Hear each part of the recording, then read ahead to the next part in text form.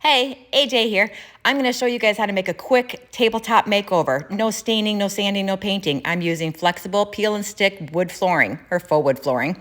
I'm cleaning really well first with rubbing alcohol. You need to make sure that you have no grease underneath this floor because you want good adhesion. So I use alcohol, rubbed it down. Now I'm going to place it in the center of my table. You always want to work from the center and then work your way out. Using my square, measuring it, making sure it's center and straight. Going to draw some guidelines on here. This first board is the most important board. You want to make sure it is straight. So I'm just doing some guidelines down here.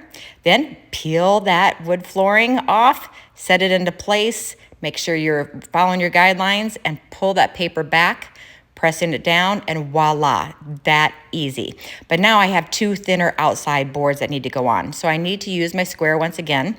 I'm just gonna do my measurements, measure twice, and then I use a metal ruler because we are working with blades here. It's better to use a metal ruler and it's more flexible. Drawing my guidelines and then double checking, making sure everything's right. Then I'm going to go ahead and score it. And when you're scoring it with your blade, all you have to do is just make sure that you press hard, and sometimes you might have to go over it twice, but that's okay. And you just pop it right along your score line and the board breaks. Peel the two pieces apart. Always dry fit it first and then lay it down. Butt it up to the board you already have in place and lay it down and press it down. Push all those bubbles out. Make sure it's sticking. There we go. Now for the smaller pieces, I'm going to use my square once again and always double check your measurements.